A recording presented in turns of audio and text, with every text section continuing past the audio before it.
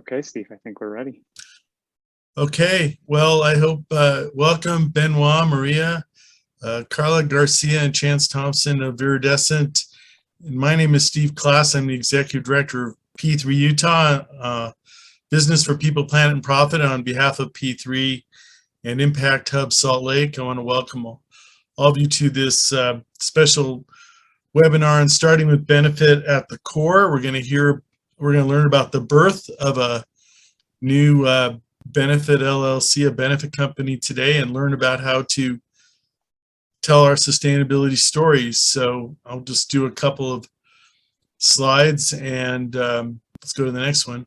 So this is part of a series, a 6-part series we started earlier this year as our entry back into activity, and the remaining session has to do with speaking with the actual sustainability officers within sizable companies here in Utah. But this is the only session we have where we're talking about, why do you start, a for-profit enterprise with benefit company values. And what's the next slide? Is it time for, it might be time to turn this over to Chance. Yeah, so I'm going to turn the time over to Chance Thompson of Viridescent. He's going to explain what Viridescent is and some of his experience and how he came to be in this position with Carla Garcia, who's on our webinar today, and others. And we're going to learn about how to tell. I'm going to visit with him a little bit more deeply after he goes over the introductory information, and he's going to help us. He's going to help Benoit and others on the call to tell their sustainability stories. I don't want to steal any more thunder, Chance. Chance, thank you so much for making time to do this special webinar with us. Yeah, Steve, thank you. Of course, we're always happy to support P3 Utah and the positive impact you're driving into the Utah communities, and especially the business sector of things. So hi, everybody. My name is Chance Thompson, and I am a co-founder and the designer for what is called Viridescent. And we are a storytelling and consultancy platform that is building what we call immersive sustainability, trying to drive further progress on climate, zero waste, social equity, all these things that we are working at in the 20s, kind of the climate decade, as we're finding very prevalent things going on right now. But you see this picture of me and my little boy because last year, 2020, with all the chaos that ensued and everything that came along, and the fact that I had a baby boy, my wife and I, on September 25th of last year, I was inspired to try to build a new life, a life where I could be present with him, but a life that would show him a positive impact in our immediate kind of circle of influence. And so that's how this Viridescent concept was born. So we're going to go through, talk a little bit about what we are and what we're doing, and then Steve and I will dive into the details of why set up what is called in Utah a benefit company. There are a lot of benefit corporations on the wider scale in larger settings as well, but we're starting, of course, at a smaller level, community-based level right now. So Viridescent is striving to inspire a sustainable human experience. We're aiming big. And our mission is very specifically to strengthen the sustainability industry by supporting those who champion it every day, because we believe that these are the people that are ultimately going to change the world for the better in the times that we live in. And together we can reach the masses and help humanity come together to meet these immense challenges.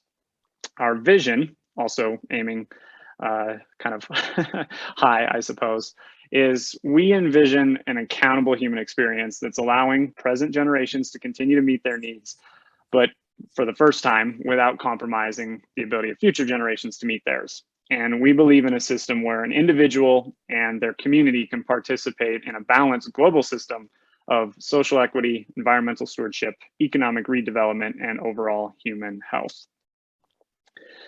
So this is where we welcome you to what we call the Viriverse, which is this immersive sustainability platform where we use circularity, art, and science to make saving the world fun. And we ask people to step through our portal onto a path of purpose where you'll become a sustainability superhero. And no, I'm not kidding. And travel a world of change making brought to life through stories, education, workshops, events, and consulting as well. You'll find some weird stuff in kind of what we do, but everything that we do represents real people doing real things in real places for the most part. So some of our approaches, we tell a lot of sustainability stories through things such as sustainability comics, video narratives, etc. We are also rolling out here in just the next couple of months workshops that will both entertain and educate sustainability champions or people that are interested in sustainability to help them drive impact in whatever cause they are involved in. So that could be somebody working for a business, somebody starting a nonprofit, somebody getting involved in their community. We're going to help them become more successful in driving whatever positive change they're trying to make in the world. We'll also be hosting a lot of live events that foster collective action and partnership. We actually do that right now. We host a lot of events on Clubhouse and on another social platform called Wonder that is focused on developing more sustainable education across the world. And we also work a lot in the virtual space, trying to offer a healthier social media experience, focusing quality over quantity. One of the benefits we want to have on the world is a healthier benefit rather than just throwing a bunch of nonsense at people all the time. And then we do also offer consulting services for business, nonprofits, and government programs as well.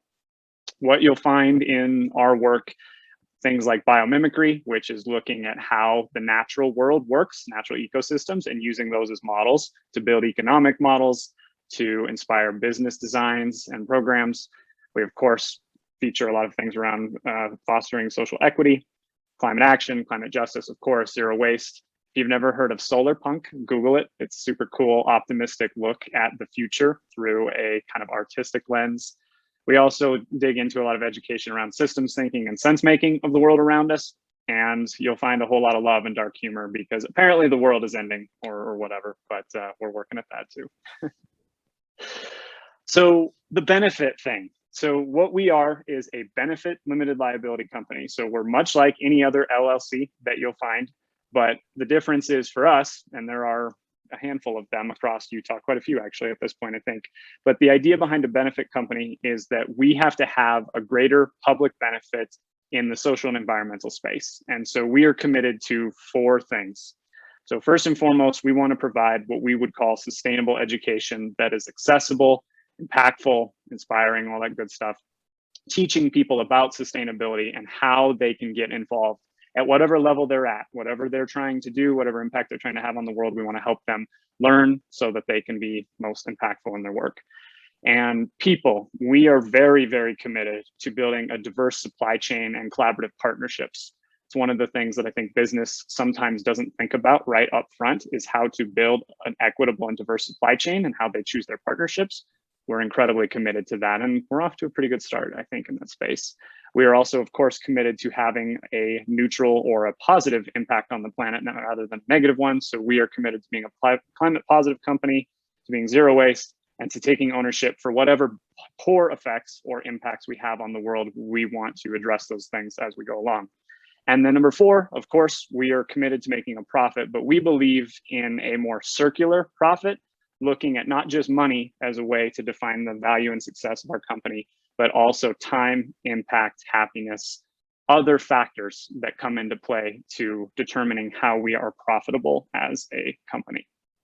Okay, we service a very broad scope of what we call our stakeholder ecosystem. And I think this is how we're able to build a more diverse and equitable supply chain as we look at all levels. So we try to help individuals. So the little guy, the little gal, little person, right, that is working in their community, trying to make a positive impact in the world. And that brings us into community. We also really love to support nonprofits. That's why we're excited to be here today with P3 Utah. And of course, our big focus a lot of the time is inspiring business communities and whether it be corporations or small business, sustainable startups, to building in a sustainable ethos, either from the get-go or bringing it in after the fact if they have to, but helping them do that successfully. We're also very committed to examining and supporting larger industries, especially the events industry, as that's the industry that I come from, and Steve and I will talk about that a little bit. And then we also want to help government find some common ground on this idea of sustainability, because sustainability is not a political thing, at least not from my view, it shouldn't be. We're the co-founders of VIRIDESCENT. I am the designer, but I'm also often joined by Carla, the researcher, who's working in the background to help us carry out this presentation and event today.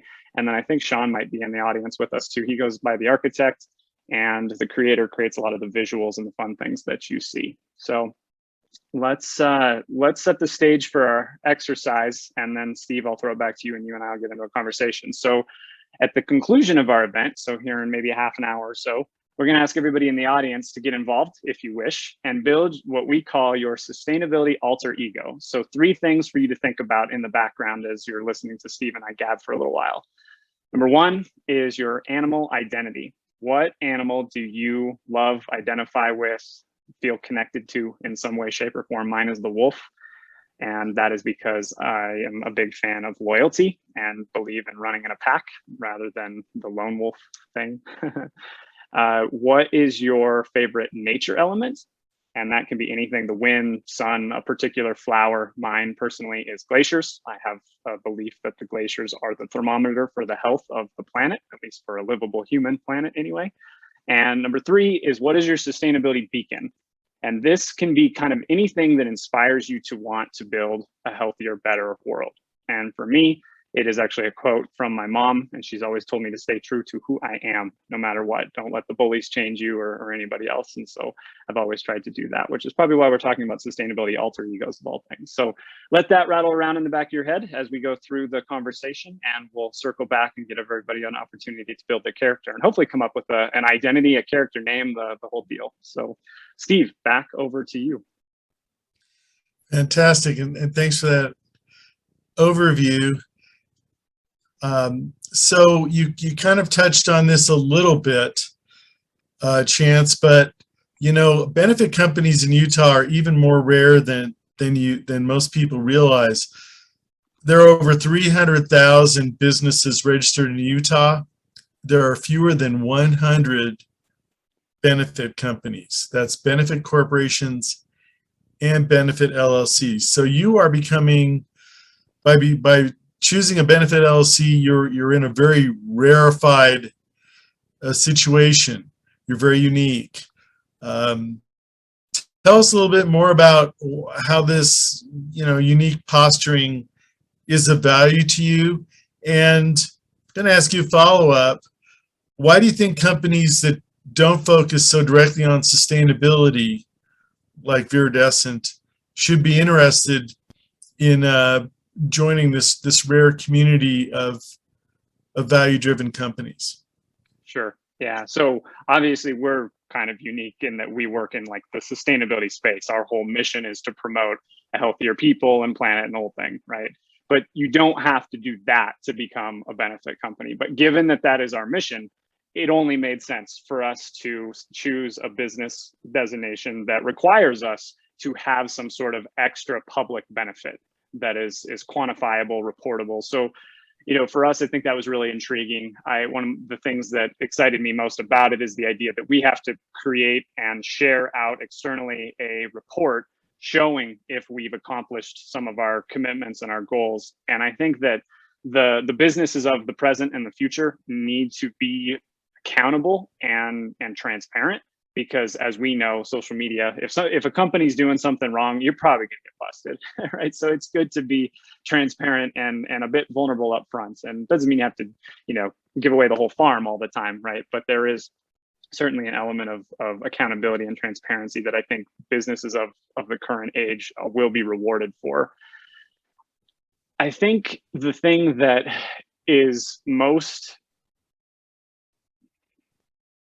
hopeful about this designation is that it's not hard to do, right? Any LLC out there could probably figure out a way to satisfy the requirements of being a benefit LLC. But one of the things that I think a lot of companies are afraid of is that they can't deliver right on it. They won't be able to, whatever claim they make, they won't be able to do it quite the way that they feel like they need to satisfy the customers, their partners, whatever it might be. And I think that what we often overlook in business is that most successful businesses have a very specific why and a very specific purpose that they're identifying with. There isn't always just this constant pursuit of profit as a successful business. I know we sometimes look at it that way, but I actually think that there's more happening in a purposeful, positive sort of way with businesses than we actually see, but we don't share it enough. A lot of businesses don't talk about the positive benefits they're having on their community, not wanting to be boastful or brag or set some sort of expectation bar too high. But I think that as we are seeing with like millennials and Zs, and as climate change starts to put pressure on us, as COVID has messed with the world in all sorts of ways and exposed equity problems and, you know, injustice problems across, you know, the America and across the world, I think that companies are starting to have a bigger obligation to create a greater good and a benefit status, whether it be at the LLC level or as a corporation, because you can be a benefit corporation as well. And Steve, I don't know, you can talk a little bit about B Corp if you want to in that space. But I think that the businesses of today need to be willing to take a higher calling when it comes to some of these things, because we can't just do business as usual anymore. And so striving for something just a little extra that frankly is not hard to do, just a little more work is going to be healthy. I appreciate that. The Viridescent team, you know, wants to embrace their role as being early adopters. This may be the only direction that business can go, because the inverse of net positive is unfortunately negative. And you know, we need to, I think humanity is, you know, we're all kind of stretching and searching for, you know, what can we control these days? What can we manage? Where's the power? And how do we direct that to produce well-being for the web of life, for the ecology that supports us, of course, you know, and even more selfishly, just for ourselves. And to remind everybody, the reason P3 has a focus on business is we think this is where humanity has largely become an assemblage of commercial creatures. I mean, we're biological, of course, but almost all of us produce something and all of us consume things. And that's kind of what business is just that activity that we engage in to make things for each other, and we consume things that we get from each other. That's kind of simplistic. That's not to denigrate what we do. We're sort of a trading and exchange kind of organization, operation. That's what humanity is, and art and spirituality and education and family, and everything we do is kind of within that. We all kind of do these things. So let's move on to this virtual idea. I want you to help expand our thinking about this, Chance, because I'm one of these boomer generation people, and to me, when we talk about virtuality, it's like using the internet. It's putting on these this weird, I don't even own one, but putting on some kind of weird headset or goggles and running around an alternative, you know, constructed environment. But you also talked about, you know, immersive tools, you know, and immersive strategies as well as virtual tools. So tell us a little bit more about what Viridescent is mastering in terms of content, media, storytelling, and just give us a preview of what our exercise might be like, because I think we're all going to learn to use some kind of tool here in a few minutes. Yeah, so, you know, I think one thing I want to say first and foremost is certainly COVID has shone a light on the sustainable elements of the virtual space. The sustainability is about adaptation and resiliency to changes, right? I mean, climate change is here already, and we're in the middle of a pandemic. And, you know, the internet has allowed us to keep some things moving forward, but that's not always for everybody, right? So I do want to highlight the good side of the virtual space when it comes to the people component, just at an economical kind of industrial level, because I think we're fortunate to be able to continue working, a lot of us. But what we've found as we've started to go out and kind of build a global audience is I get a lot of comments back when we share, you know, footage of naturescapes, mountains, creeks, rivers, deserts, things like that. A lot of people are like, you know, we don't have nature like that. I've got a friend in the Netherlands. He's like, you know, I don't have access to that kind of stuff in Rotterdam where I'm at. And so one of the things that we're trying to do is show people the beautiful scenery that we have, these amazing places that we need to protect that don't always have access to them. Because I think a lot of times for people in the city, they might not have that connection to nature that somebody like me who grew up in the backwoods of Montana does. And so I think that virtual tools are a really great way to showcase that, of course.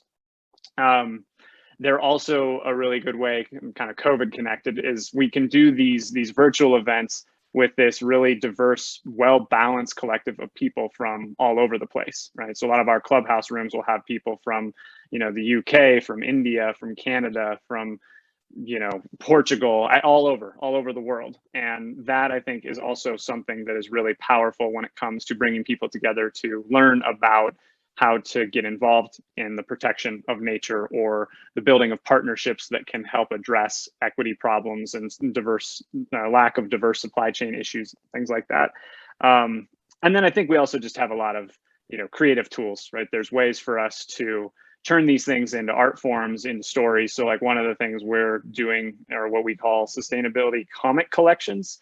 And that's kind of our weird Viriversiness. So we'll do kind of a mix of showing people some really good frameworks for how to build a healthier, better life just in your everyday, right? You can actually show those things to them, but it's supplemented with, beautiful, beautiful scenery and art. And of course, as always, for us, science, teaching people about how the world works around us.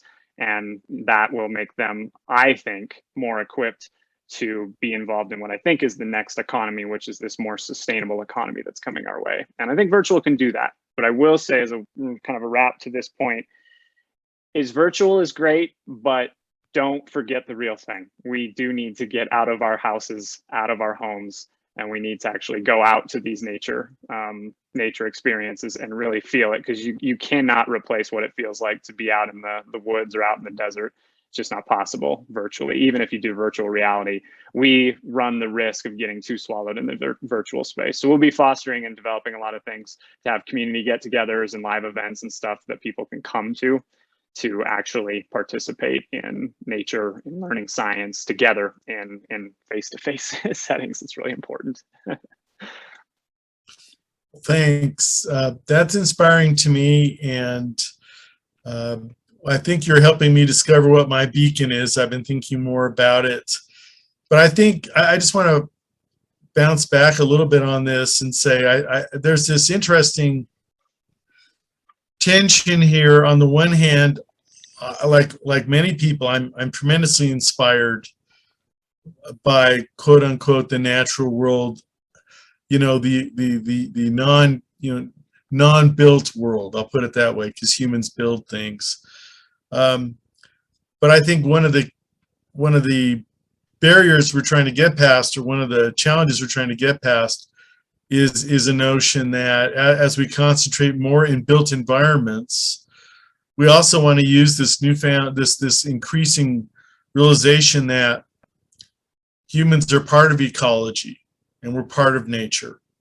We're most importantly, we're the stewards of nature. I wrote in a P3's latest blog monthly newsletter that I've come, this is sort of my beacon, is I've come to view the world as a garden. And I don't mean to say a garden that humans created, because of course we didn't create the natural world. And depending on your belief system, we're a product of the natural world. If you believe in evolution, or maybe we were created to be within the natural world, if you think somebody else created plants and animals and gravity and all of that. But I think the world's a garden in that there's very few places on Earth, with the exception of possibly the depths of the deepest part of the ocean, where whatever humans do hasn't impacted growing things, whether it's microorganisms, plants, birds, fish, insects. Unfortunately, I think the fire smoke, most of us on this call, I think, live in the Western United States. This fire smoke season, this new season that we seem to have now every year, I just can't think of a better illustration of how, the pandemic was one also, but how what somebody does 1,000 or 2,000 or several more thousand miles away does, setting, nature on fire. And we all breathe it. And we have to worry about water, and we have to worry about clothing and shelter. But if we can't breathe as humans, we're kind of toast. That's kind of like a central thing. It's the one thing we don't live very long without is breathable air. And there's a lot of non-breathable air out there that we can't seem to do anything about. It's testing our resiliency as a species. So Chance, this is a long ramble to say, how do we participate in nature? How can we be of it, and with our small understanding, be reverent and respectful and supportive of it, so that it can protect us as it has and sustained us? It's a good question. I would say there may be 10 billion of us that have to deal with this. Yeah. Yes. Certainly seems that will be the case before too long. And already there's a lot of us that are experiencing these changes. And, I personally actually am in a home that is not mine, because I'm technically a climate refugee for a bit, because I was kicked out of my home due to wildfire threats here in Parley's Canyon in Utah. And that's why there's fancy artwork behind me. I don't have fancy artwork like this in my house. But I think that, all these changes that are happening make it that much more important for us to connect with nature, but it also makes it that much more important to do it in a way that is healthy, right? We have got to go to nature for an experience that impacts us, but does not impact it, right? And so we get a lot of questions when we talk to people about, like, hey, go find a nature element around you. If you don't have access to a forest or state park, right, look up at the moon. If you can't see the moon because you've got pollution in your city, go to a park. If you don't have a park, right, get a plant, right? Something that can make you feel connected to the natural world. But to get more specific to your question about how do we go to nature and how do we do it sustainably, I really think that we need to look at humans as healthy stewards of this natural world, because to your point earlier, we kind of have removed ourselves from the natural world.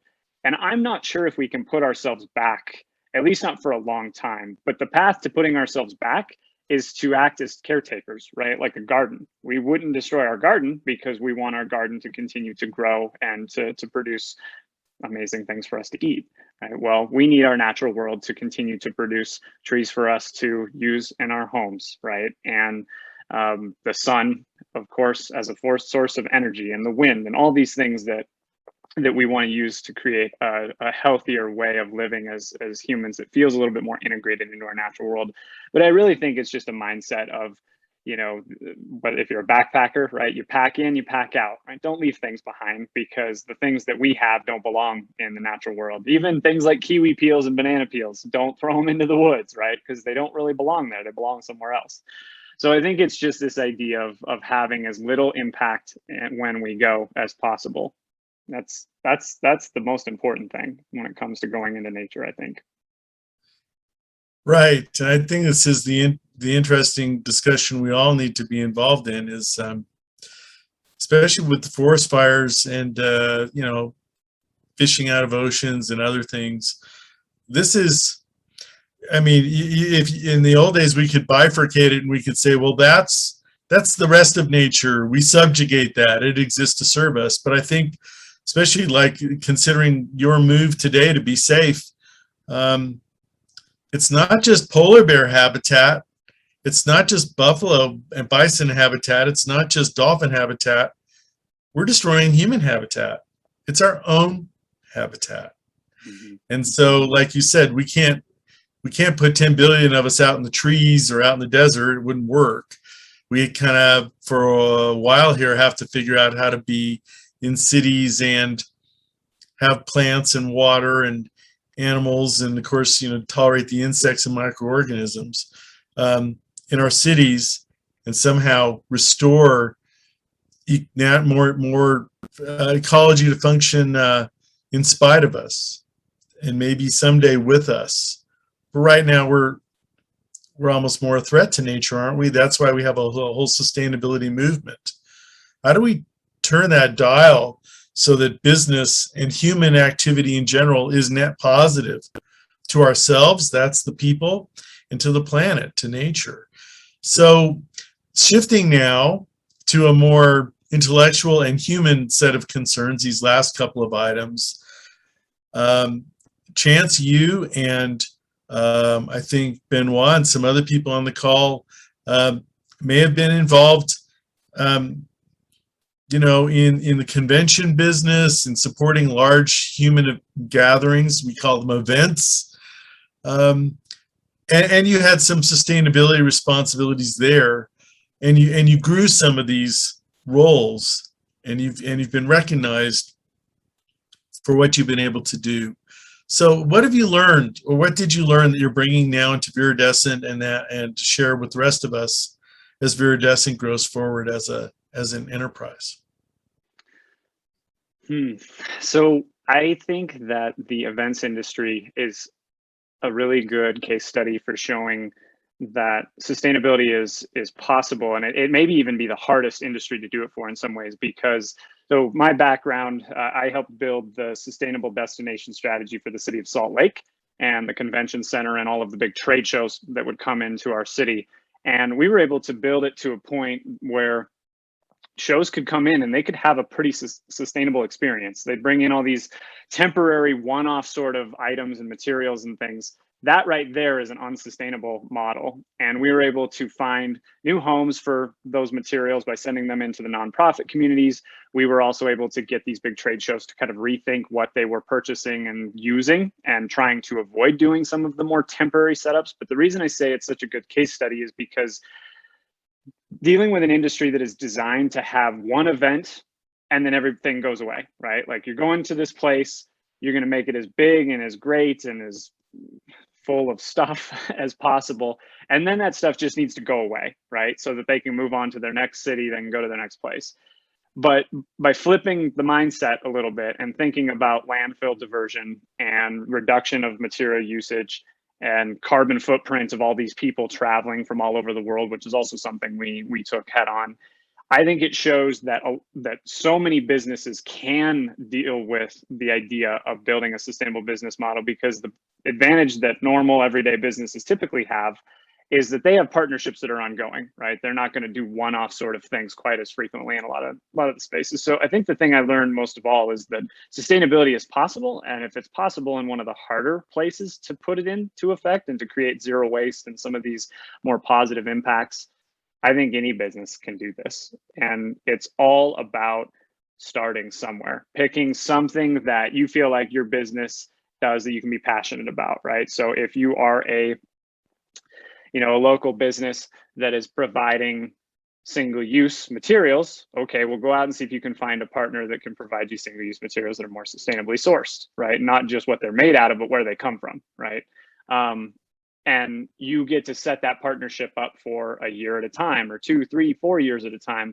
I think businesses sometimes feel like they don't have the influence, but they're in control of their supply chain most of the time, right? And trade shows, it's really hard to do because you have a new event coming in all the time, every single week from some other place in the world. And it all starts with conversations and building some partnerships, trying to come together to do something as a common cause. So I think that's what I learned more than anything. It is possible, really possible.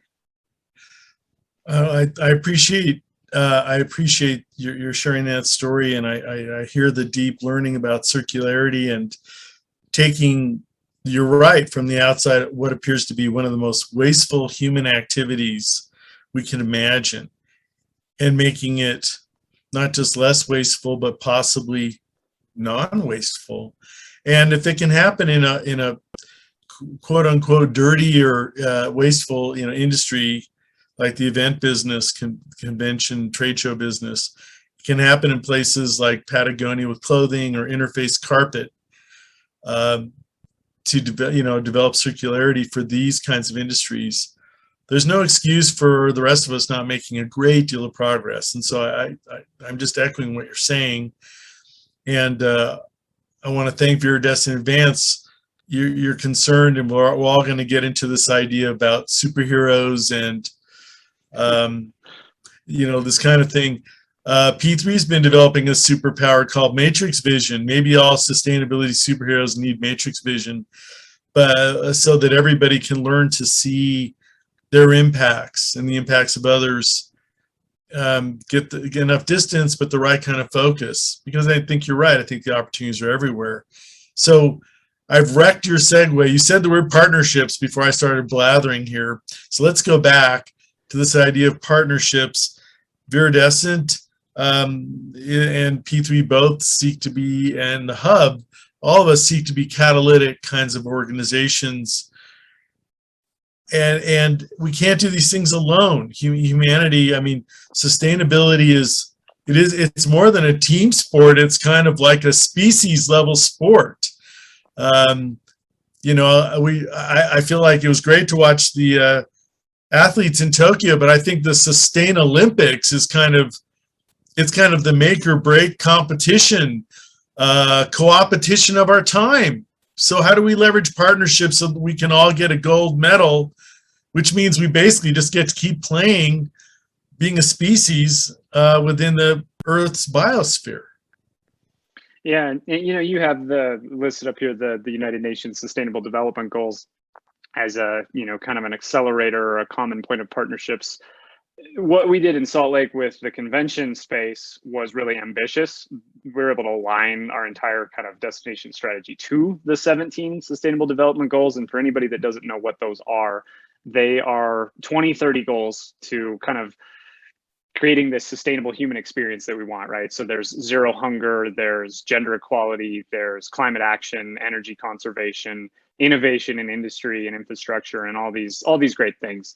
But there's a lot. 17 goals is a lot for a business to have just on their common, you know, core kind of goal or whatever it might be. So what I would always kind of say as a starting point for a business that's not very far along their sustainability journey is start like with 2 or 3 of the goals or one of the goals, right? Just if you're somebody that works in the food industry, obviously you should take a very strong push and work on your food rescue and your zero hunger efforts, right? Supporting community and not wasting things in your supply chains as a food provider, whatever it might be. If you're an energy provider and have traditionally dealt in the space of carbon and fossil fuels, is there a way for you to start working towards renewable energy, right? So pick one of those goals. And the reason I say that though is because I have from experience seen that once you pick one goal, you'd make a little progress. It feels good. It feels exciting. You found some sort of new, better way of doing things because you're examining a part of your business and it's giving you new insights on how to be a better business in that space. Then you're going to start to want to do a few things on the other goals. But to set up partnerships in the space, you know, the convention industry has long promoted this idea of taking all these extra materials and pouring them into communities. And that's really great, right? In Salt Lake, we were able to drive a couple $1 million worth of positive community impact into the nonprofits, all from wasted resources, reducing landfill usage and putting it into the communities that these events are held in. The problem with that, though, is, of course, you're still ordering a lot of stuff. You're still bringing in all the tables and the chairs and the couches and the lanyards and the signage and all these things. You're still ordering a lot of things that are ultimately not going to continue to be used by the event producer. So you want to look at all parts of the supply chain, not just the, you know, where the stuff goes after you're done with it, but can you keep the stuff that you're using in a cycle for a longer period of time? And that's where starting with a goal takes you through all kinds of partners, right? It's like, well, okay, if we want to deal with our consumption problem, you're going to examine all parts. You're going to say, okay, who's our waste hauler? Okay, there's a partnership that you can start talking to. How can we get better about how we manage our waste? That right there can all of a sudden reduce the contamination that you have in your waste stream. Then you're going to go, okay, who are we buying our products from? Where are they getting their materials from? And all of a sudden, then you're starting to examine a more sustainable sourcing method, right? There's all these things that can happen by just looking at one piece and all the partnerships that can help you be more successful in that space. And so I think it really is just starting with something that everybody can get a little bit of buy-in on, and then going to your partners and starting to scale from there. That's fantastic. Thanks for sharing that. So at this point, do you want to remind people of the 3 elements they need to make a decision about and lead us into our storytelling activity, time is yours. Awesome. So we've got a few people in the audience out there that we'd love to offer you the mic now. We're gonna do a little interactive exercise. So I think everybody was with us at the start, but I'll go back through this just quickly. So we'd love to have you come on. You can come on camera, on mic, whatever feels comfortable to you is just fine. And share with us what your favorite animal is, or animal that you kind of identify with, connect to, find inspiration from for whatever reason. What your favorite nature element is, and that can be, you know, the grass, a particular flower, the wind, the sun. Mine's glaciers personally. And then your sustainability beacon. So something in your life that motivates you to want to see the world be better. And that could be a quote, a life experience, a person that you knew, or a role model that you have that inspires you to do something positive for the world. So those are the three elements. So we're going to do this as kind of a flash exercise where you'll share your selections and why you chose them. And in the background, I will try to come up with an alter ego name for you. And then if you're interested, we will also provide in the chat a link to actually apply for one of these characters, and we can get you one of these avatars. You can see it on the researcher there, Carla's video feed there. That is her alter ego. So Benoit, Christy, I think it is. Either one of you want to take the mic and share your three elements? Hey, Chance. Look, I'm actually driving the boys to a water polo training right now. So I'm kind of have my hand tools in the car, but no, definitely. I would say turtle for the animal because, well, first they follow the flow, they live very long, and they always find their way home. And I think it's what humanity is trying to do right now, right? We're all trying to find our way back home. Jasmine is my favorite smell, so I would go with jasmine. And what was the third one? It was an animal, a plant, then? A sustainability beacon. So something that motivates you, and I know you, Benoit, of course, are absolutely a sustainability champion. What is the thing that inspires you to take action, right? It could be a quote, a belief system, a book you read, a thing you saw or lived through, you know, anything that motivates you to, what's that kind of that beacon, that driving force for you? That's the boys I'm currently driving to water polo. And what can I leave them for the future? And when I started the sustainability journey maybe 4 years ago, I came back one day and they found any type of recycle they could find, a piece of wood here or there, and cardboard, and they drew that planet on it, and this, you know, saved the world. When I came back out of an EIC convention, actually, and that's what I was received with when I arrived home, and that was the click. Like, all right, you know, I mean, you're not doing that for you or for anybody else. You're basically doing that for the future of the world. The future of the world sits here in your house. It's your children. Okay, I love it. And I didn't catch the animal that you said at the beginning. What was the animal that you mentioned? The turtles. Turtles. Yes. Ah, yes. Sea turtles. Yes. That's my French. That's my English French. Well, I could listen to you talk all day, Benoit. It's good to have you. Okay. Well, you keep driving and focused on what you're doing. And I think I've got the alter ego name for your character in mind, but I'm going to let it sit for a minute. And we'll offer to Christy to come up and share her three elements. Christy, are you with us?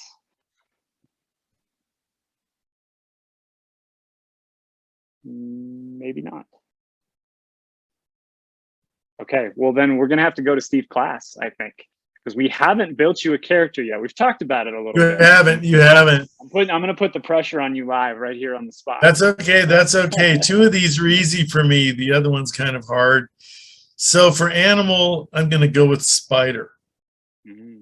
Because I like to build connective tissue between enterprises and communities. And I think sustainability work requires a lot of network development that even though we have them all over, they're still not strong enough. I love flowers. I just am so inspired in nature to see the color and the beauty of flowers. I don't have a particular one. I've been asked so many times what my favorite is, and it's kind of like the pretty thing I'm looking at now. They're all so different, you know, and interesting. And, you know, the beacon is the hardest one for me. You know, I don't know what drives me so much. But I feel like I just feel a tremendous sense of responsibility for now. This whole idea of being a gardener. I know enough to be a better gardener.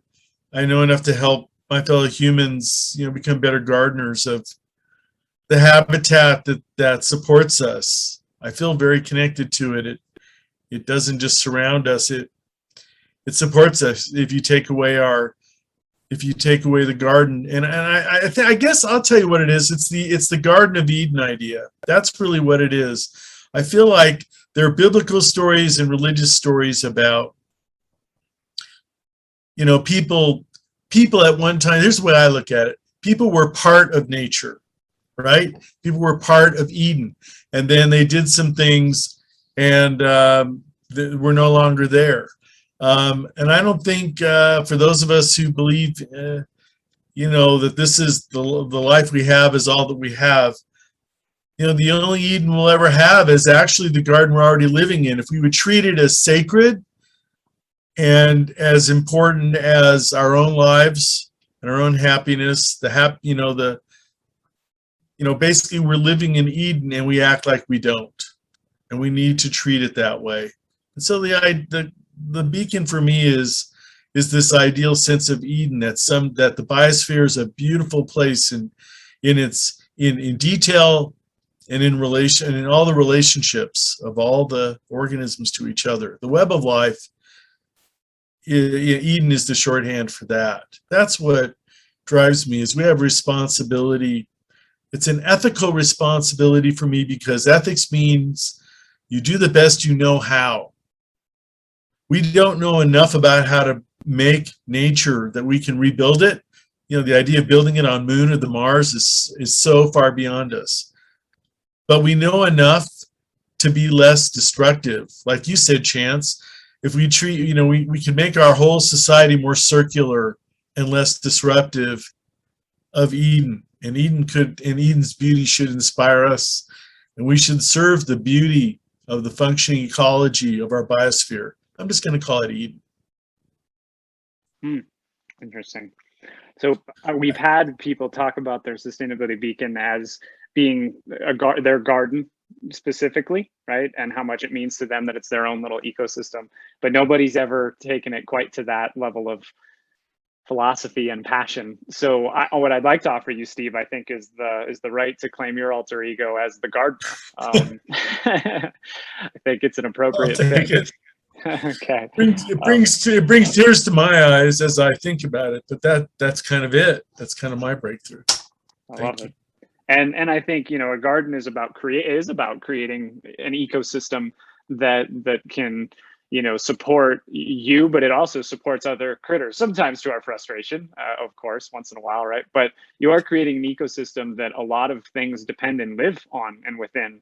And if we could really do a better job of looking at the planet and our natural world as a garden that we tend to in a more positive way, we'd find better progress, I think, for sure.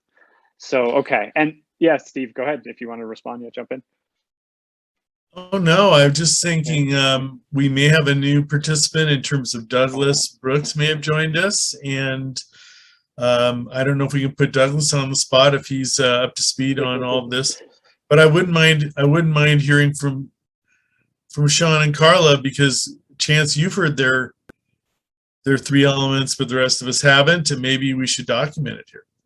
Sure. Yeah. So yeah, why don't we go to Sean? So Sean is one of our co-founders at Viridescent, and he goes by the architect in the Viraverse. But Sean, I'd love to have you come up and share your elements and just speak to a little bit about what shapes your passion for sustainability as a sustainability superhero, so to speak.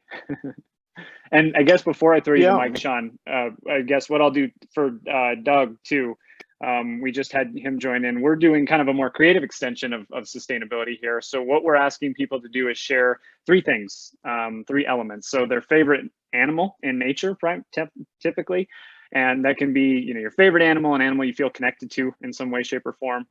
what your favorite nature element is. Maybe the wind, the sun, a particular type of flower, you know, really kind of anything in nature that you love or are inspired by. And then number 3, what is your sustainability beacon? So when you think about trying to contribute to a better world in whatever circle of influence or way that you try to do that, what inspires you? And it could be a quote, a life experience, a person you knew that inspires you, or that you know that inspires you. We had Benoit share that it's his children, right? And I definitely share some of that as well, having become a father last year. So think about those things, and if you want to come up and share yours, we'll build you a character. Sean, over to you. Yeah, so my character has a few elements in it. I'm going to start with my motivation, you know, is kind of similar to Steve mentioned, is you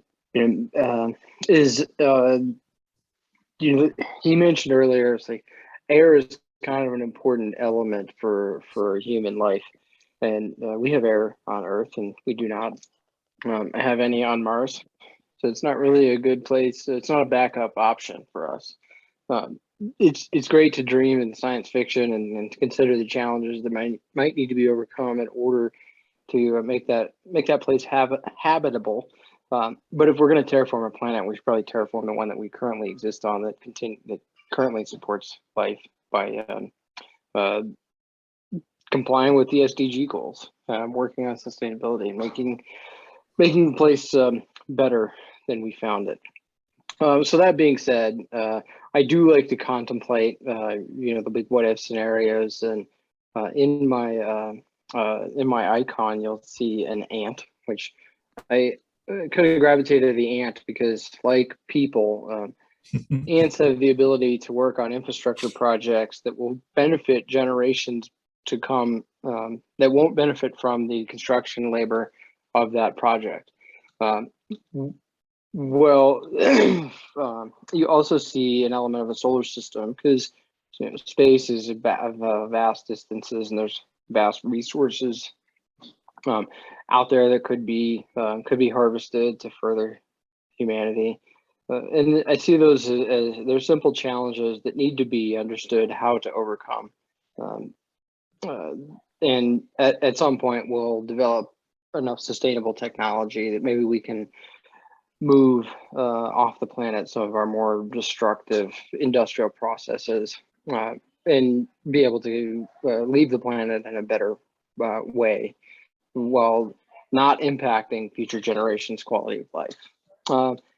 So kind of give like the kind of the kumbaya vision of some of the meaningful imagery inside of my avatar. Back to you, Chance. Yeah, that's great. Inspires me every time I hear you talk about it. So it's good stuff. Okay, Carla, over to the other co-founder we have on our call today. Your alter ego. Yeah, thanks. Hey, everybody. So I think you can see my profile picture. I'm also known as the researcher with VIRIDESCENT, and my animal is the owl.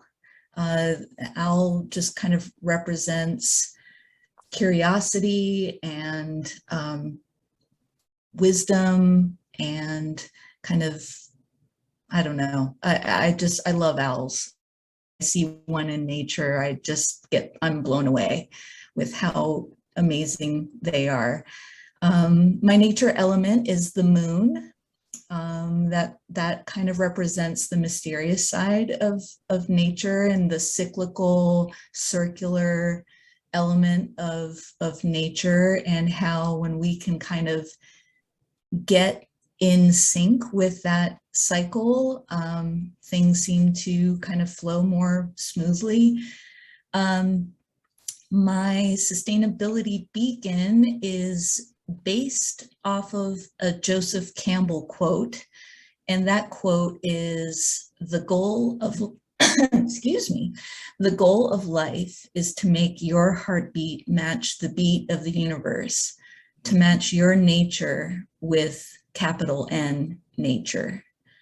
And that just kind of sums up, you know, kind of what we've been talking about and what you and Steve have been talking about, of that, you know, we've lost our connection with nature, and we've put ourselves outside of it, above it.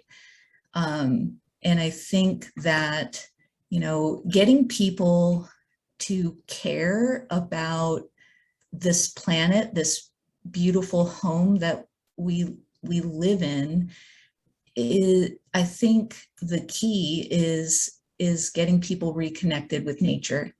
And because if you're connected, you care. And I think, you know, when you unplug, it's easy to just look at nature as a collection of resources for us to use, to consume, to eat. And I think that, you know, kind of that recognition that we're part of it is really, I think, crucial for getting people to want to take care of our home and our planet. So yeah, that's it. And Steve, I just wanted to say, I love your elements. I'm a gardener as well, and I love flowers. And another one of my favorite quotes, I'm not sure if you're familiar, but Ralph Waldo Emerson has a quote that says, "The earth laughs in flowers." And I just think that that is such a beautiful metaphor for what flowers are and what joy they bring. So, yeah. Wow. Wow. Well, as long as we're admitting things about flowers, I have a card that's 31 years old and it has a nameplate on it. I'll bet you can't guess what it says on the nameplate, but it's my exhortation and my wish for all life. And it says, bloom. I love that. Because I want everybody and every creature to reach its full potential.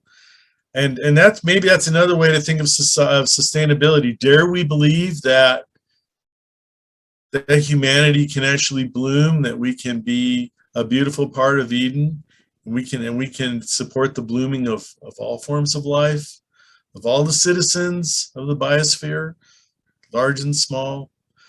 That's almost too much of a vision. I think the light that would come out of that would blind humans. I don't know if we could do it. So we've gotten very philosophical here, Steve. But that's this kind of. Oh, that's it. You're the one. That's what the Viriverse is about, right?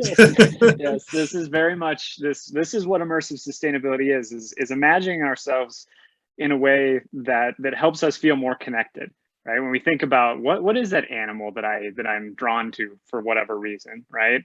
What is the nature element that I want to see continue to bloom for many years to come, right? And why do I care about seeing a better world, right? And I think sometimes people underestimate how much they care and want to see a better world sometimes. And I think sometimes these things help remind them that, you know, you can have a positive role, you can participate in these conversations. I think sometimes sustainability becomes this thing that feels too high level, high minded, too aspirational, you know, but it really is just kind of a fun thing that is to me, it's much like technology in that it allows us to examine and look at all the things we do and how we do them and make them better. And there's a really translatable, easy, scalable between this weird alter ego nonsense and implementing it into your business by starting to question and examine why you're doing what you're doing as a business and what kind of impact you're wanting to have. So I think, yeah, so it's good. It's fun. It's fun to be able to weave back and forth. That's kind of what we do. So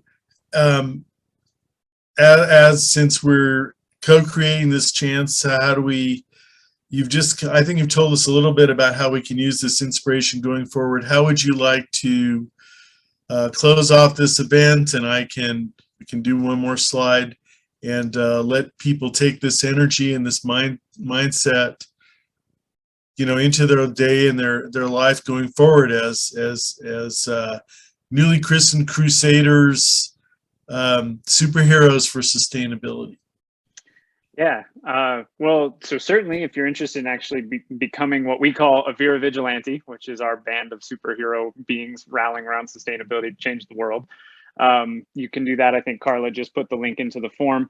or to the form to apply for an avatar character. And obviously we've taken some notes on who's shared today. So if you go in and fill out that form, then we can put a visual to this. And over a lot of people, it serves as a good reminder of what they're trying to achieve and the cause they're trying to champion.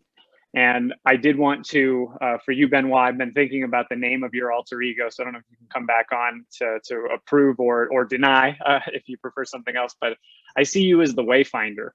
You talked about turtles, being able to find their way home. And you also talked about your children as your sustainability beacon.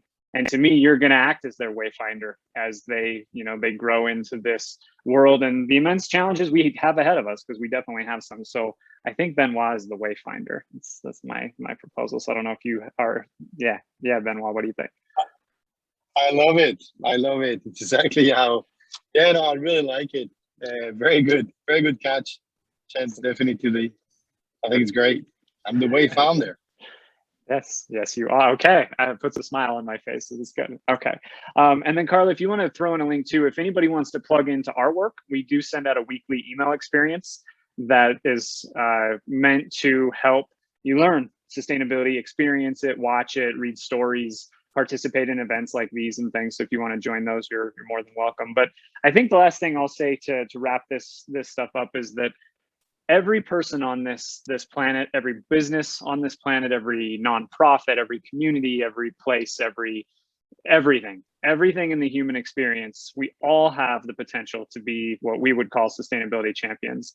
And if you care about this stuff at all, but get overwhelmed by it, we're not a bad place to plug into, but find something that inspires you. Find something that feels like a place you can make the impact that you want to make. Don't get bogged down in everything, trying to live the perfectly sustainable life or build the perfectly sustainable business. But start somewhere, and it'll take you on a journey, and you'll find that you're making a positive impact that you never know, maybe just be changing the world along the way. So Steve, I think that's my wrap up. Okay. And we may have one more slide, and I think it just basically says, reminds people on this call if this was an interesting experience for you, and also if you're fans of just kind of what's the real professional business approach to making a commercial enterprise more sustainable, then join us on the third Tuesday of September, and we're going to talk to probably a couple of people who do sustainability for a living, at least part of their living, trying to help rally hundreds of people on a daily basis to produce meaning and good alongside financial profit, the triple bottom line. So that's called Benefit from Within. But it's a shame to put that title there. All of us now, after becoming Vera Vigilantes, we have sustainability now within us. We're all driven by our beacons. We have a shared cause, and we're all going to make a better world as best we can. I'm so inspired I have to go out and pull some weeds or do something. So Chance, I want to thank you very much. This concludes our webinar for today, and I thank you and your colleagues so much for making the time and sharing, the heart of your mission, vision, your journey, and you've really inspired us, and you've given us a lot to work with here. So let's all go forth and, become net positive participants in Eden, to use my term. Let's be better partners of nature and help our fellow humans stick around for a few more trips around the sun, more than we can imagine. Thank you, everybody. It was a lot of fun.